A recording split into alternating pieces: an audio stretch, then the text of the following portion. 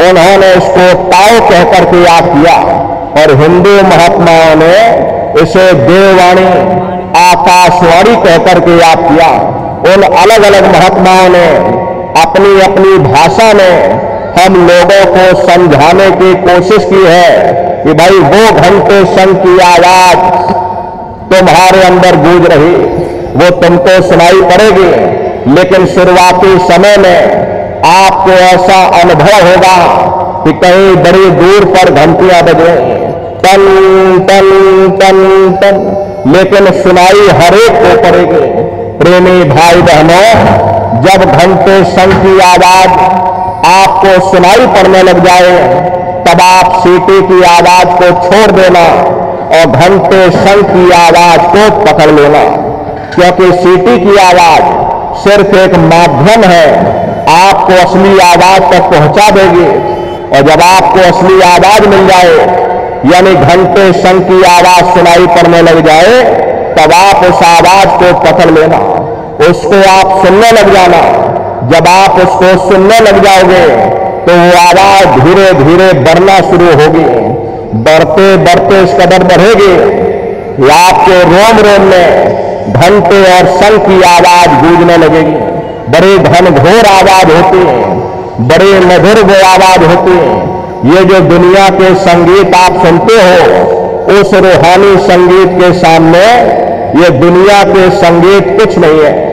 जब आप उस रूहानी संगीत को सुनोगे, इतना भारी आनंद आपके ऊपर छा जाएगा, इतनी खुशी आपको होगी, ऐसा नशा आपके ऊपर चढ़ जाएगा कि आप सारी दुनिया को भूल जाओगे। हरे नर नारियों, शंकर भगवान को वही नशा चढ़ा था। शंकर भगवान कोई गांजा भांग नहीं पीते थे। ये तो हमने आपने शंकर भगवान को बदनाम कर दिया कि शंकर भगवान गांजा भांग पीते थे, चलो हम भी गांजा भांग पिएंगे। लेकिन है नर नारियों, शंकर भगवान ने कभी गांजा भांग नहीं पिया। शंकर भगवान जिस नशे में लीन रहते थे, वो नाम का नशा, वो ध्यान का नशा, वो भक्ति का नशा था। जब आप उस आवाज को सुनोगे तो आपको भी वो नशा चढ़ जाएगा, क्योंकि उस आवाज में चुंबक है।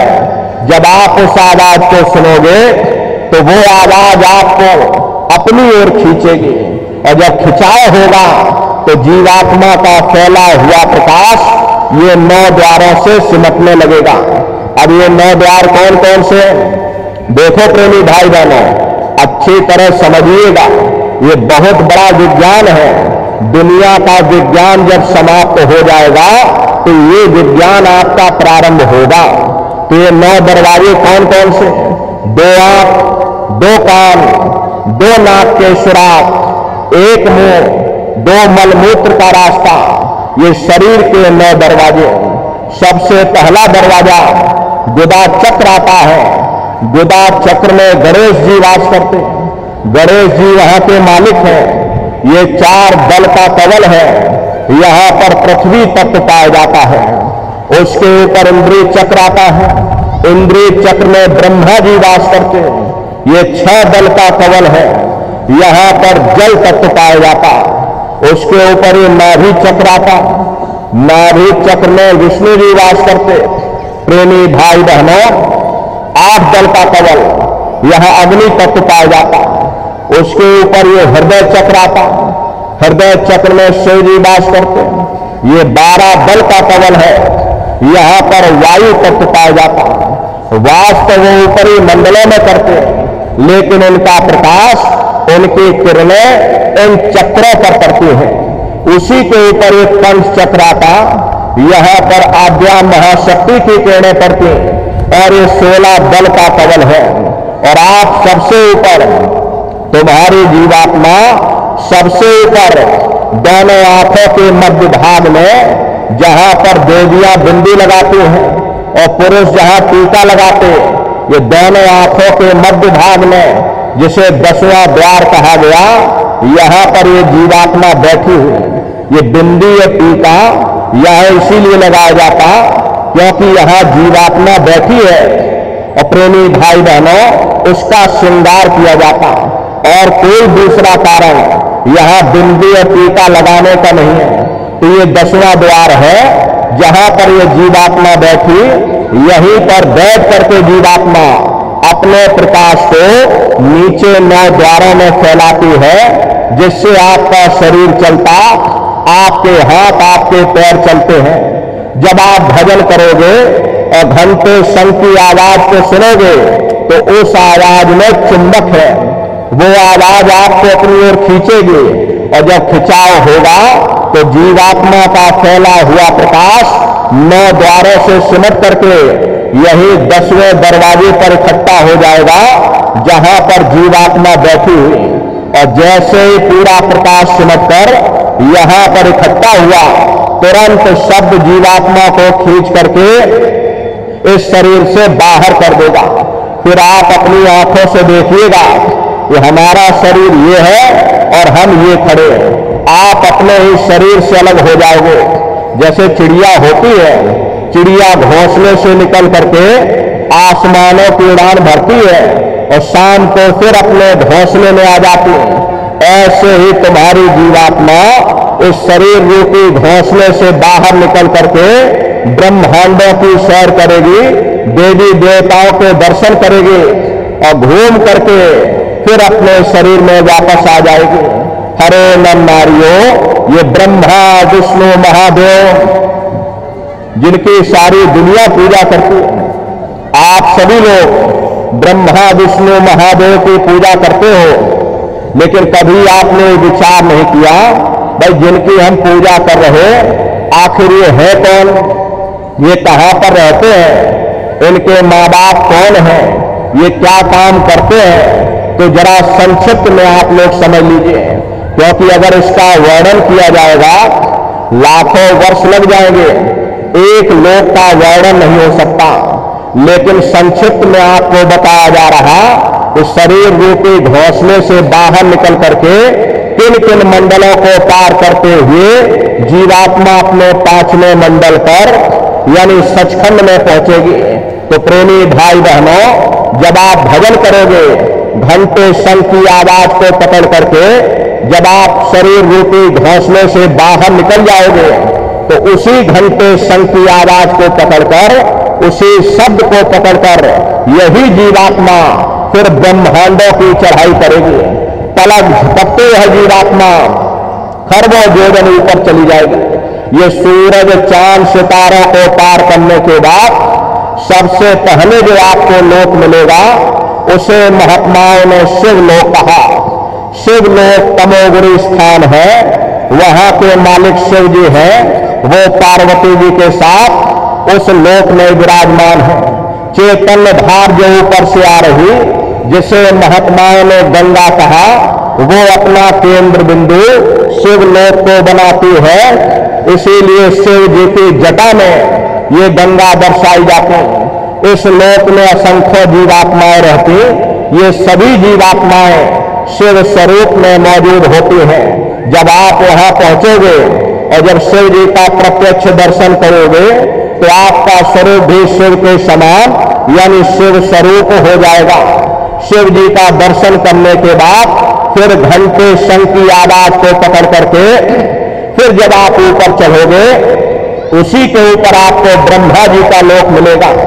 ब्रह्मा जी का लोक वो रजोगुरी स्थान है, वहां के मालिक ब्रह्मा जी हैं। वो गायत्री सावित्री और सरस्वती के साथ उस लोक में विराजमान है। वहां पर वेद ध्वनियां सदा उस लोक में उच्चारण होती रहती है। और ब्रह्मा जी का दर्शन करने के बाद फिर घंटे शंख की आवाज को पकड़ करके फिर आप ऊपर की ओर चढ़ोगे।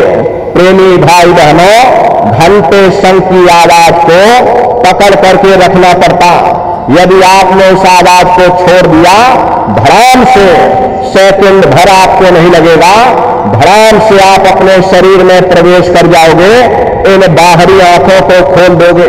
कभी कभी साधक घंटे शंख की आवाज को छोड़ देता है, क्योंकि उन लोकों में पहुंच करके साधक को इतने सुंदर सुंदर दृश्य दिखाई देते, इतने सुंदर सुंदर बाग बगीचे कि साधक का मन करने लगता कि हम अपना पूरा जीवन यहीं पर बिता दें। ऐसी दशा में यदि गुरु भी साधक से कहता है कि अगर बच्चा ऊपर चलो, लेकिन साधक गुरु की बात को मानने के लिए तैयार नहीं होता, गुरु से ही उल्टा कहने लगता, नहीं आप ऊपर जाइए, हमको यहीं पर रहने दीजिए। ऐसी दशा में साधक उस शब्द को छोड़ देता, और जैसे ही आपने शब्द को छोड़ा वो सारे दृश्य अपने आप गायब हो जाएंगे, धड़ाम से आप अपने शरीर में प्रवेश कर जाओगे, इन बाहरी आंखों को खोल दोगे। फिर ऊपर चढ़ने के लिए आपको फिर इतनी मेहनत करनी पड़ेगी, इसीलिए शब्द को पकड़ करके रखना पड़ता।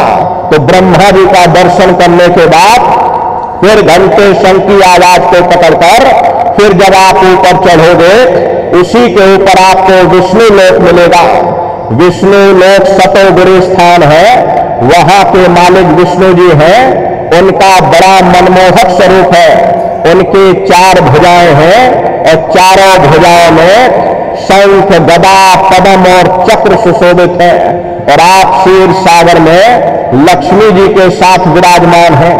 ये तीनों देवता ब्रह्मा, विष्णु और महादेव अपने अपने लोक में बैठकर राज कर रहे। एक रचयिता है जो हम जीवों को रचता है, एक पालनहार है जो जीवों को पालता है, एक संहार करता जो जीवों को नष्ट कर देता। हर एक का काम है घड़े को बनाना, एक का काम है घड़े की सुरक्षा करना, एक का काम है घड़े को फोड़ देना। इनकी जो माता है वो आद्या महाशक्ति है। ब्रह्मा, विष्णु, महादेव लोक के ऊपर वो आद्या महाशक्ति का लोक आता। उसी लोक को पार करने के बाद सबसे पहला देश पड़ता है, या यूं कह लीजिए कि पहली राजधानी पड़ती है, जिसे महात्माओं ने साहस दल कवल कहा, वो राजधानी है। ये ब्रह्मा, विष्णु, महादेव के जो लोक हैं, उस राजधानी के अंतर्गत आने वाले जिले हैं। प्रेमी भाई बहनों, सहस दल कवल का जो मालिक है वो निरंजन भगवान है। ये ब्रह्मा, विष्णु, महादेव ये निरंजन भगवान के ही पुत्र हैं। और ये आद्या महाशक्ति ये निरंजन भगवान की अर्धांगिनी है। और निरंजन भगवान